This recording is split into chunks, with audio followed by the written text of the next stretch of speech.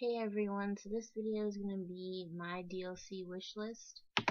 And I know I've discussed like who I want to see as DLC before, but I've added some people to the list, some characters to the list. So this might be a kind of long video. I'm going to go into a little bit of depth about who the characters are and what their abilities are and like their first appearances and stuff. And I'm still going to do the other series I was talking about where I am going to do the videos on my best Injustice 2 reveals. Like I'm going to do character talk, telling their story in Injustice 2, what's their part in the story, that is, and I'm going to post pictures in a video. I might just record my voice while talking about the characters so you can see the pictures, or something like that, something different. I just want to try some new things. So our first character on the list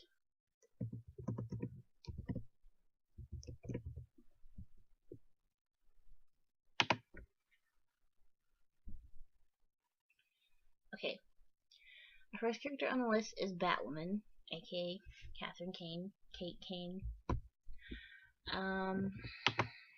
Okay, hold on a second. Batwoman is a vigilante in Gotham City who acts as a female counterpart to Batman with her sidekick Batgirl, and she has romantically pursued Batman. In the modern era, her legacy is taken up by the army brat Kate Kane, a lesbian expelled from West Point. Like her Silver Age counterpart, Kate Kane's Batwoman is wealthy, so she's wealthy, and she has a sidekick who is her cousin and a former Teen Titan member named Flamebird. Excuse me, I don't know why I said Firebird. Flamebird. She has been involved with the Batman family, Batman Incorporated, and the Female Furies and Spider. She is proud to be an LGBT because she's lesbian, and she has been romantically involved with several women, including Renee Montoya, Mallory Kimball, and Maggie Sawyer. She is also Jewish. So, Batwoman was created by Bob Kane, Edmund Hamilton, and Sheldon Holdoff, and she first appeared in Detective Comics 233. So, let's see. Okay.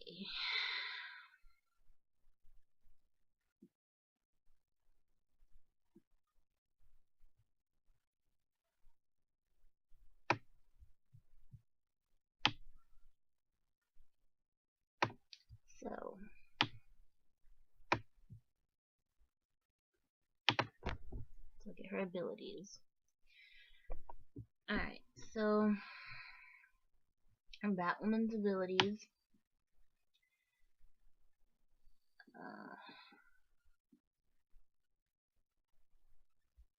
Okay. Batwoman's abilities include acrobatics, so she is quite skilled in gymnastics, having trained in the sport since she was very young and made it to senior elite level. She's also skilled in hand-to-hand combat, advanced hand-to-hand combat. She received basic training at West Point, then further intensive training in various martial arts during her travels around the world. She's good at interrogation and military protocol and gadgetry, and so because of that, she is adept in the art of tinkering with things, both mechanical and electronic, and she's stealthy. Her equipment includes a utility belt, such as Batman has, and Batgirl. Her weapons include batarangs. So, if she were to be DLC, she could incorporate her batarangs into her combat as a character, and she could do some acrobatic moves and use some gadgets and have a couple stealth moves possibly. And here's some trivia about her. She has a tattoo of the Green Beret sleeve insignia on her upper right arm.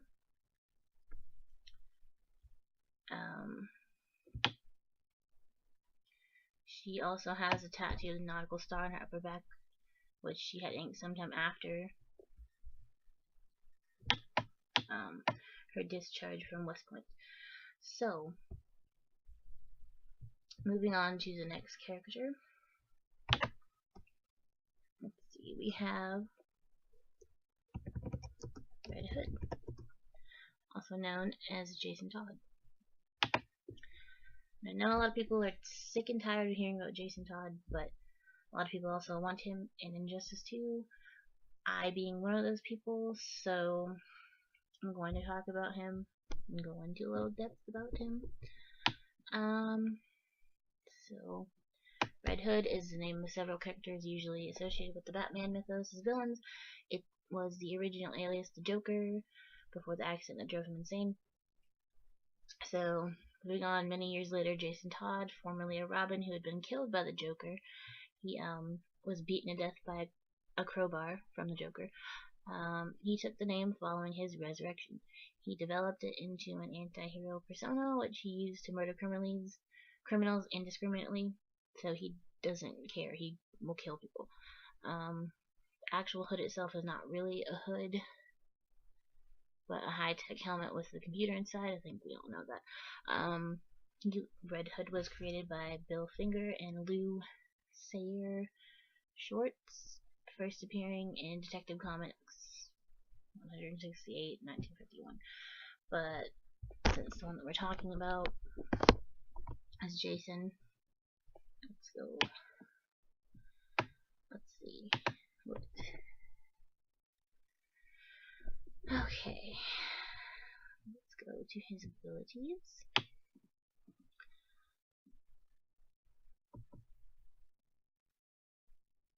He is a member.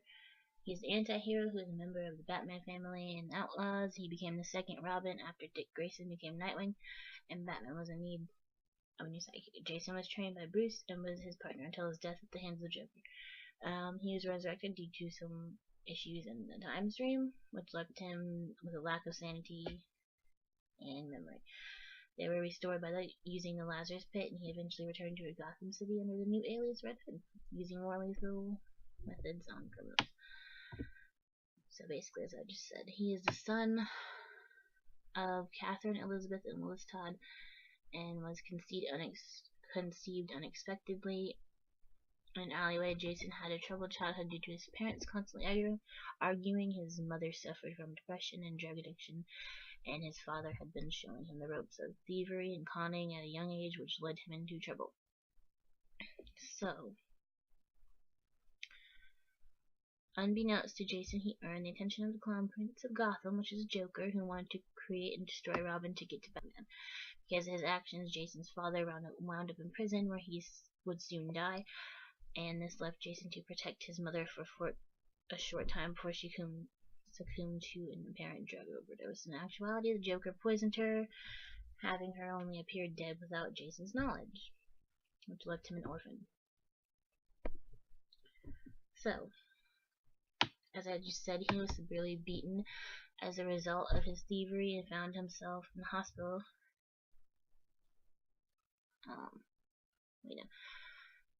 He was beaten as a result of his thievery and found himself in a hospital where he met Dr. Leslie Tompkins. Okay, so these are things I did not know. Anyhow, he was a part of the League of Assassins for a short time, and Red Hood and Outlaws.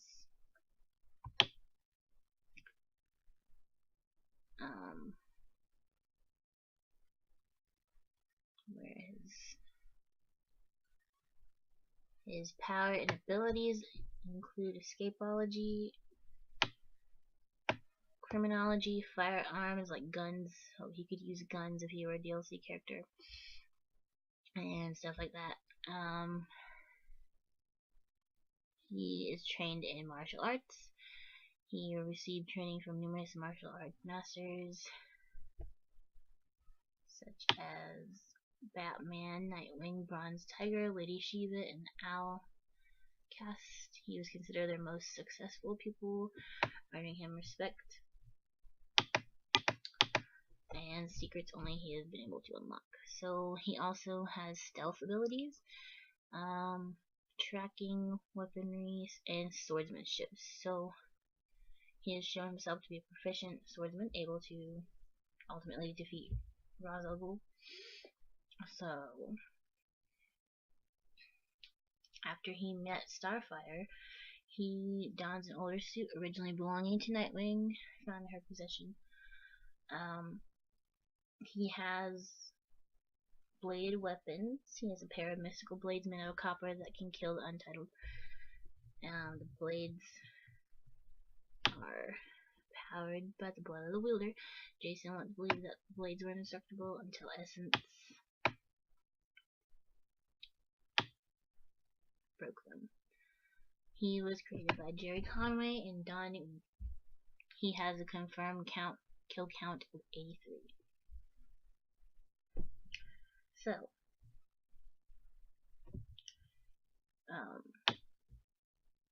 that's what they could do with his character, is allow him to have bladed weapons, maybe a knife he could use in his combat, maybe the grenades that he has in Arkham Knight, his DLC, and his guns.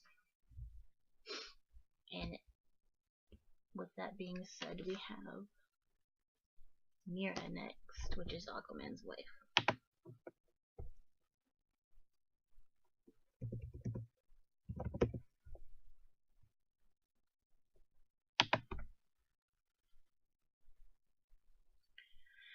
Okay, so Mera is the wife of Aquaman, the Queen of Atlantis, and a member of the Aquaman family known for her strength and her passion.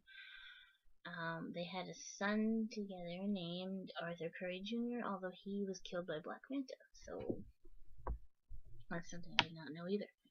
As I said, I don't know anything about Aquaman or anything, really, because I don't like him that much, but that's pretty sad.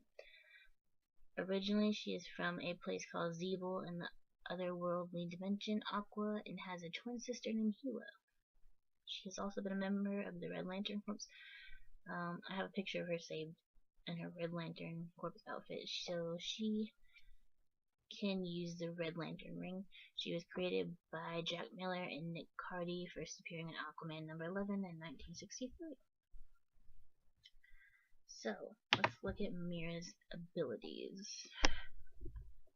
Because I'm not going to go into too much depth about her. But Mera's abilities include unique physiology. She is from Zeeble, a world within the Bermuda Triangle.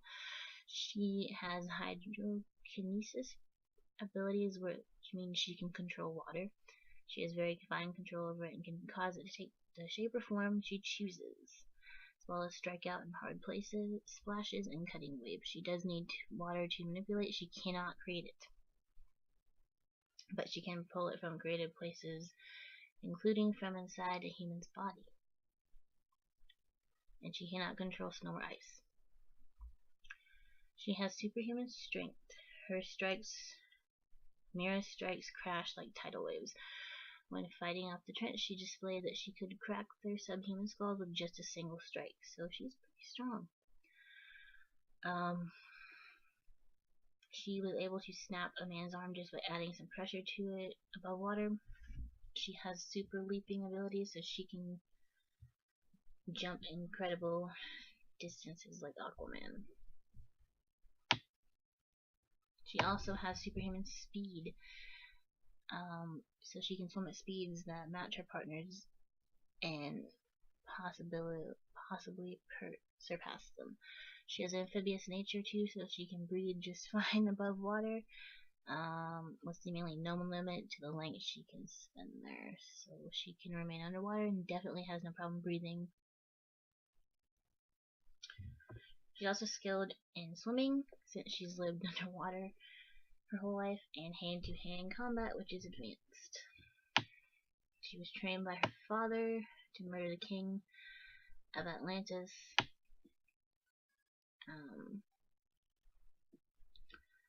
As such, she went through rigorous fights in order to prepare herself. She's fought Black Manta to a standstill. So she fought Black Manta. She is known as Queen Mera. And she is not known as Princess Mera, but she was called this when her husband to be nearest came looking for her. So she had an arranged marriage, possibly. Anyway, she'd be cool because she could manipulate a lot of water abilities. Some that Aquaman doesn't even have, I believe. Like her hydrokinesis, her superhuman strength and speed, or her leaping. As well as her amphibious nature, possibly. And some hand-to-hand combat. So next we have Miss Martian.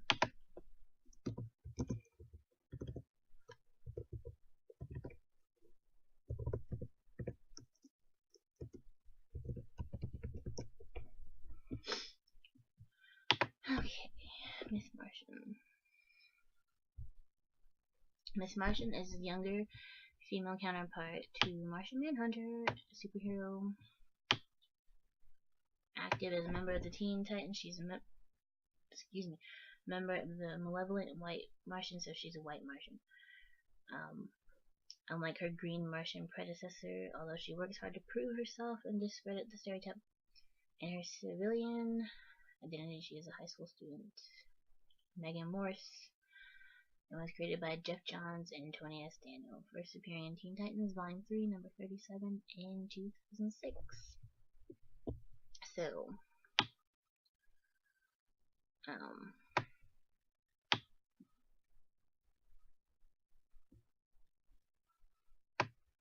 see what kind of abilities she has.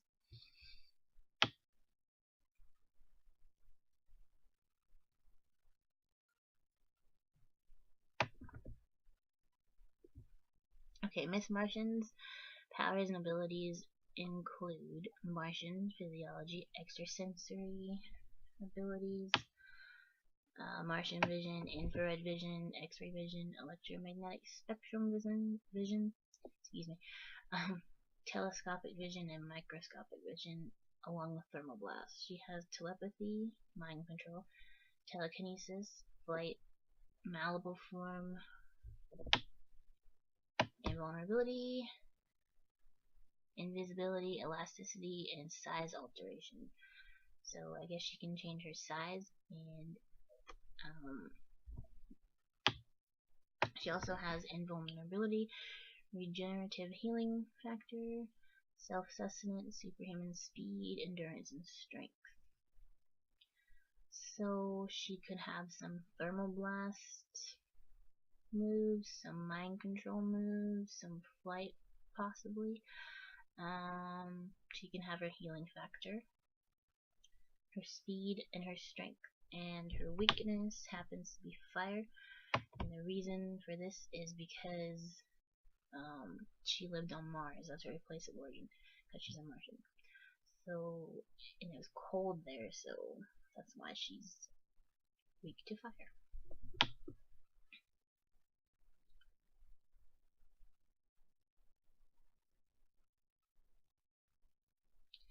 In her white Martian form, she's an angular, white-skinned, hairless human with a glowing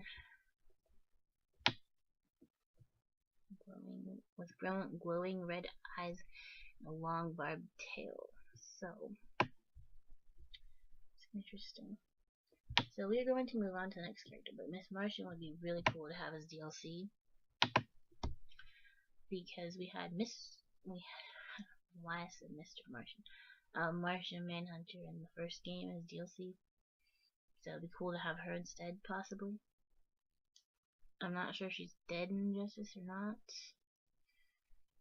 Okay, so anyway, that brings us to, let's see, Starfire. Sorry for the long video, but like I said, I was going to go into depth about these characters. So, Starfire is an alien superhero with powers of flight and energy projection. Born on the planet Tamaran, she escaped execution at the hands of her older sister Blackfire, traveled to Earth meeting the Teen Titans, where she became part of the team.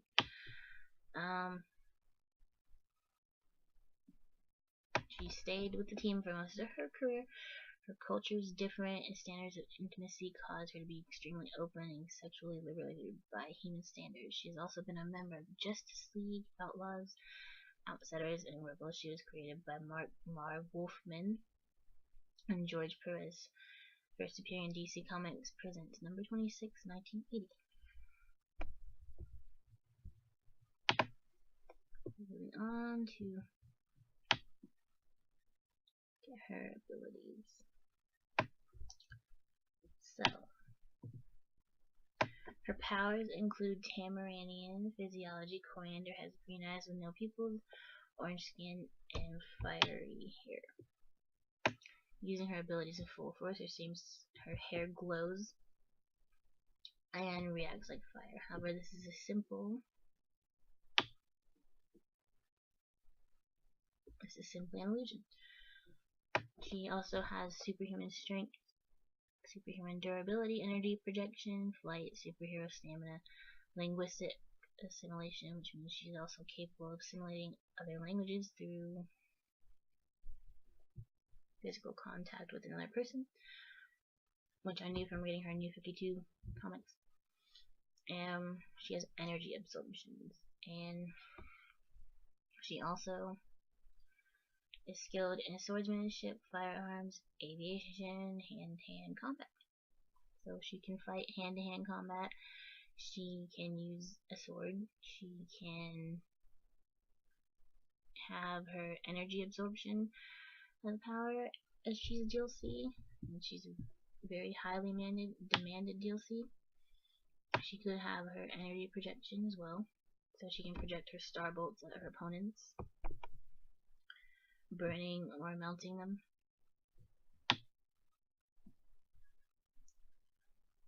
So that's pretty much all I have to say for Starfire. I think she'd be really cool as DLC. I really want to see her because I think they could do something very cool with her as far as gear and a look for her. So moving on, I've gone over 5 characters. So my next character is Artemis.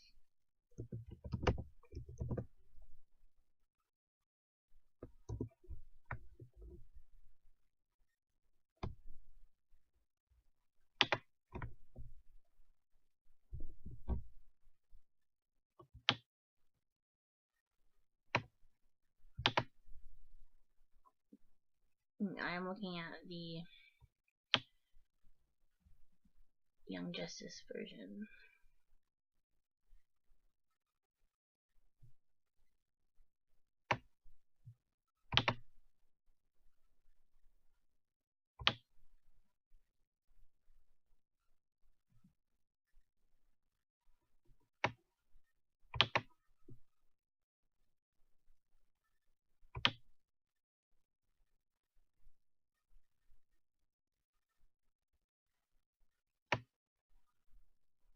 So Artemis has a bow and arrow.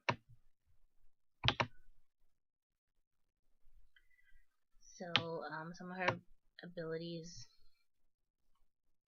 could include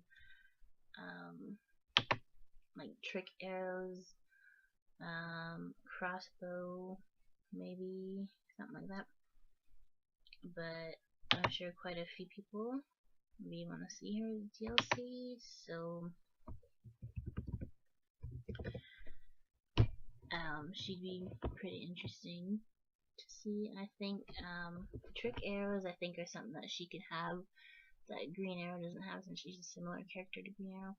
So I don't really have much else to say about her, but she's a pretty cool character from what I've seen, and I'd like to see her as DLC because we could have another female. So, with that being said, we're going to move on to Livewire.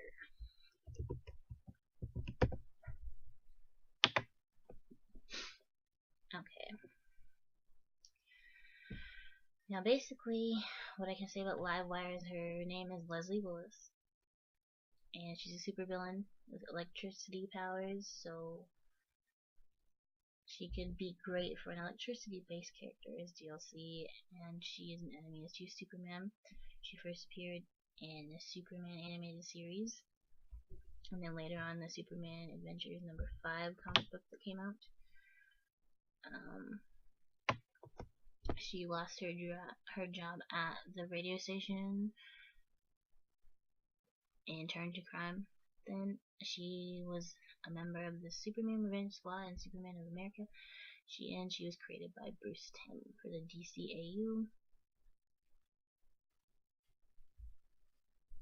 Her first DC Universe appearance was in Gail Simone's Action Comics 835 in 2006.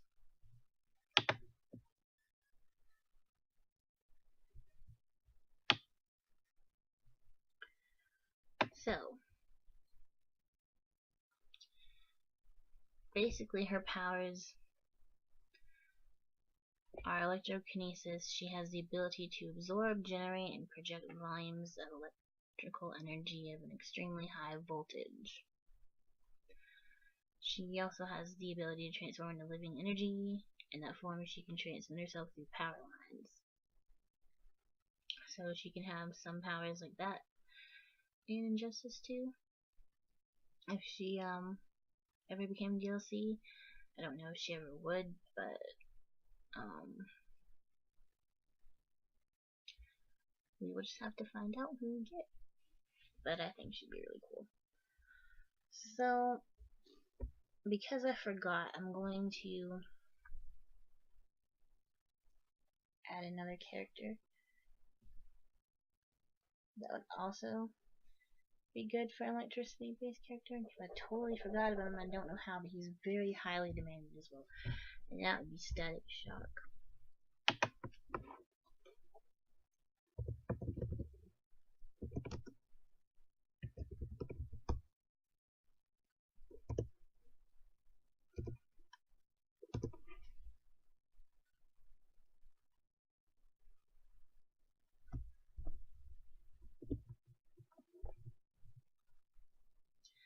Virgil Hawkins, more commonly known as Static, is a superhero originally published by Milestone Media.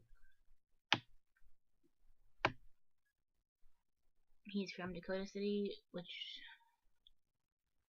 gave him, and he has immensely advanced powers of electromagnetism. So, he could actually be DLC as well as Livewire. I'm not really going to go into depth about him, but he is a character that many people have been begging for the longest time. So, next we have Constantine. And I promise we are almost done. Because after Constantine we only have about 2 more characters.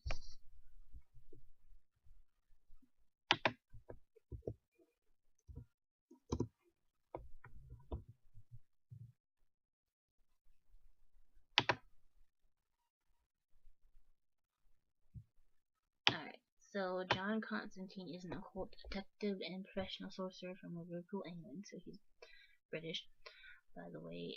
He's got a gritty and brutal attitude, which makes him recognizable as a cynical, foul-mouthed, chain-smoking anti-hero.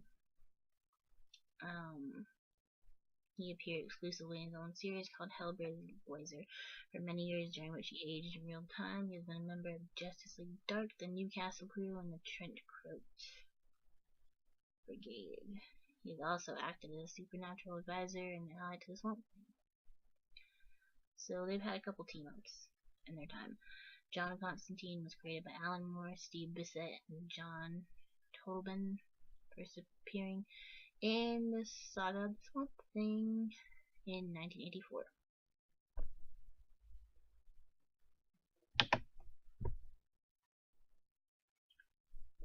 So,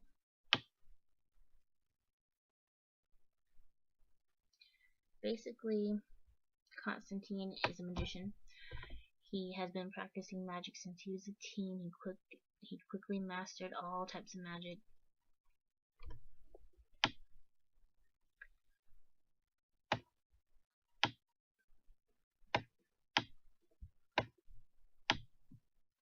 That Europe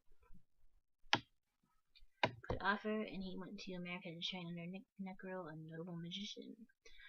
So some of his abilities include astral projection, so he's able to create astral projections of himself, which can be unique in his gameplay if he has DLC. He also has demon summoning. He could summon demons through various spells. So he'd be kind of like Zatanna, but a little more interesting. He's also capable of creating portals to other dimensions and realities, so he could send his opponent into another world as like a super move or something. He also has electrokinesis, so he can project bolts of electricity. And he has Electro Blast abilities, energy projections, for example, like Starfire has. Exorcism, illusion casting, mind control, magical sense, invisibility, pyrokinesis, so he could use like fire and manipulate it too. And teleportation. And things like that. So he is also an excellent conqueror and negotiator, and he possesses the willpower to resist being possessed by dead man. He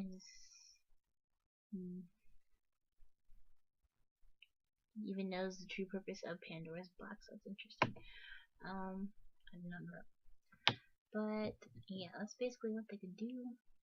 For him, and his weapons include a Moonblade, which has appeared as one of his arsenal magic weapons. So you can also use that. The blade is said to shape with the different faces of the moon. It's interesting. You can kill anyone with one clean hit. These are things I did not know.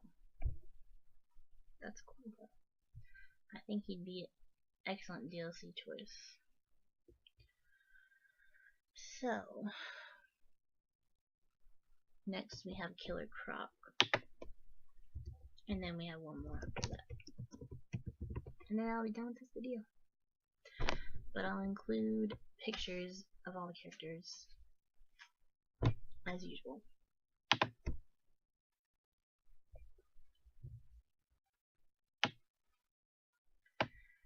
So, I know we have a lot of Batman villains and Batman characters, but I'm gonna include Killer Croc anyway, because a lot of people want to see him. Killer Croc is an enemy of Batman with incredible super strength and a crocodile-like appearance, like a human crocodile-like appearance. This mutation was originally a birth defect, although he becomes more reptilian over time due to genetic experimentation.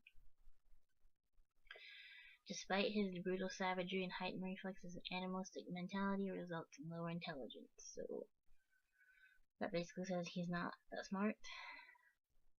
He has been a member of the Suicide Squad, Secret Society of Villains. He's created by Jerry Conway and Gene Colan, first appearing in Detective Comics 523 in 1983.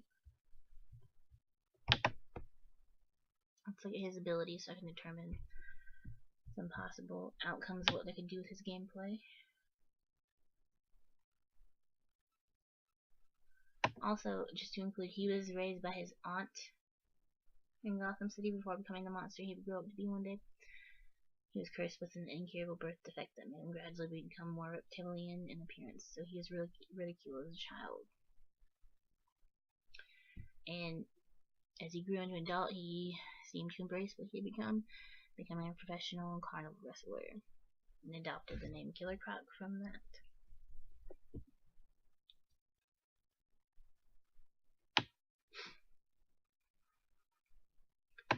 His powers include regressive atavism,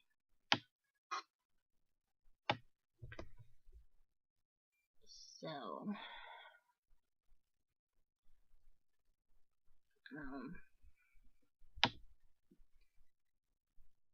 atavism results in traits ancestral to the human species being expressed again. This is why Jones possesses scales, sharpened talons, and teeth, large size, and enhanced physical abilities. He has claws and fangs, so he could use his claws and fangs in some combos. On his super strength, he has superhuman speed as well, so he's really fast. And I don't really know what else they could use for him. He could be a wrestling type character like Bane, and his illness, his weakness is mental illness, because his monstrous appearance, most of people assume Croc to be mentally deficient. So this has given him a form of clinical depression. Alright, so our last character is going to be an interesting one.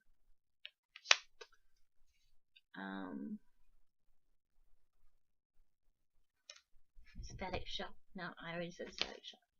Let me pass him up. Etrigan the Demon. I may include one more also.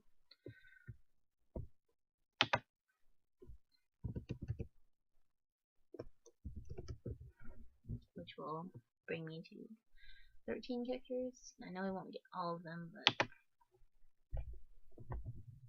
these are just characters that would be cool to see as DLC.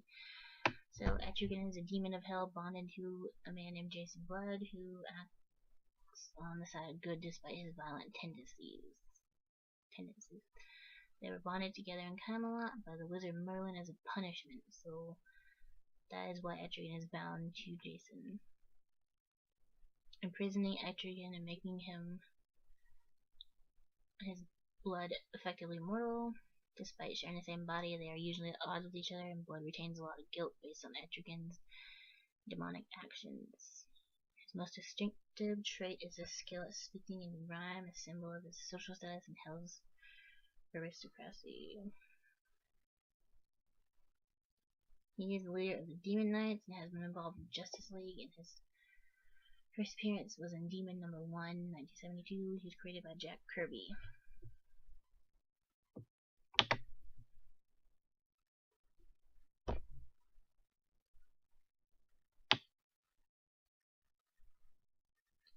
Powers and abilities include demonic physiology, superhuman strength, superhuman durability, and claws.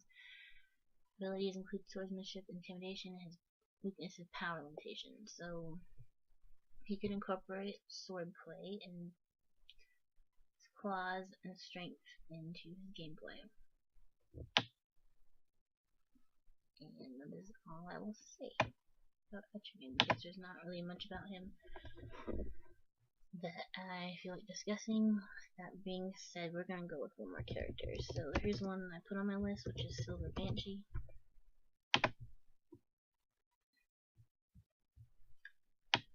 Silver Banshee is a supervillain with sonic powers and an enemy to Superman.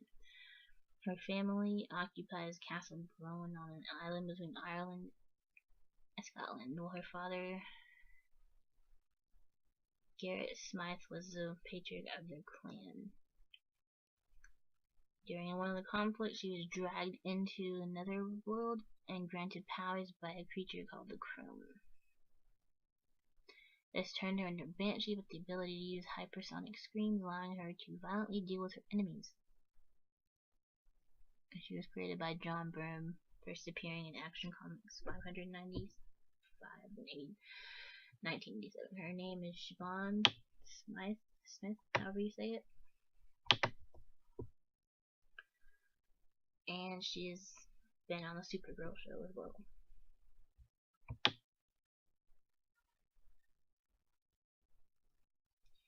And she came to New York City to escape her homeland of Ireland due to family issues. Her father died when she was young, and her mother died as well. She has sound manipulation. She can project sound waves If she's DLC, she's able to control as well as produce them through her own prowess. Her abilities include singing, so she can manipulate her voice and do some interesting things with that, maybe. And that's really all it says for her abilities. So she'd be an interesting character. She'd be kind of like Black Canary, but not so much. But she'd be pretty cool.